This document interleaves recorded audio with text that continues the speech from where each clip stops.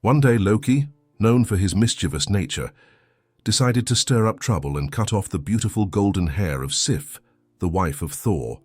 When Thor discovered what Loki had done, his temper flared, and he grabbed Loki, threatening to break every bone in his body out of rage. In a desperate bid for mercy, Loki pleaded with the thunder god, asking for a chance to travel to Svartalfheim, the dark and mysterious home of the dwarves. He promised that he could persuade these master craftsmen to create an even more stunning head of hair for Sif. Thor, still furious but intrigued, agreed to let Loki go, and off he went to seek the dwarves' help. In the realm of the dwarves, known as Svartalfheim, Loki encountered the sons of Ivaldi. They crafted not only a new head of golden hair for Sif, but also two remarkable treasures: a magical boat named Draupnir, which could fold up into a pocket and always provided a favorable wind for sailing, and Gungnir, a powerful spear inscribed with runes, known as the deadliest spear in the universe.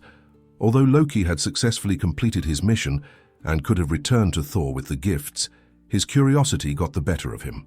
He stayed longer, eager to see what more treasures the skilled dwarves could produce.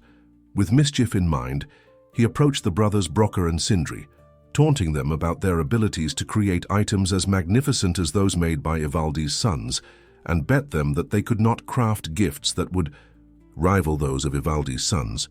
If they could, Loki said they could cut off his head. Sindri began his work by placing gold in the forge, while Brokkr worked the bellows. Loki, disguised as a fly, bit Brokkr's neck hard enough to distract him, but Brokkr persevered through the pain. When Sindri returned, they produced a magnificent ring called Draupnir, which would create 8 new golden rings every 9th night, ensuring wealth for its owner. Next, Sindri put iron in the forge and repeated his earlier commands. Loki, not to be outdone, bit Brokkr on the eyelid, drawing blood and forcing him to pause to wipe his eyes. When Sindri came back, he pulled out Mjölnir, Thor's hammer. Although its handle was shorter than intended, they knew its value was immense. The brothers made their way to Asgard to claim their reward. Loki went ahead and presented the treasures to the gods.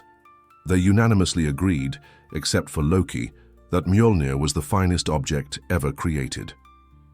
Realizing he was in trouble due to his wager with the dwarves, Loki began to devise an escape plan. As the gods claimed their treasures, Sif got the golden hair, Thor received Mjölnir, Odin took Gungnir and Draupnir, and Freyr gained Skidbladnir, and the Borgullinbursti. The dwarven brothers approached Loki, demanding the price he had agreed upon: his head. In a clever twist, Loki pointed out that while he had promised his head, he had not agreed to give them his neck. The dwarves couldn't take his head without harming his neck, thus nullifying their deal. Unable to claim Loki's head, the brothers sought compensation instead. With the gods' consent, they sewed Loki's mouth shut, preventing him from scheming and lying, at least for a time, before returning to their forge. In this thrilling tale of mischief and cunning, we see Loki's antics lead to unexpected treasures and clever escapes, all while showcasing the remarkable craftsmanship of the dwarves.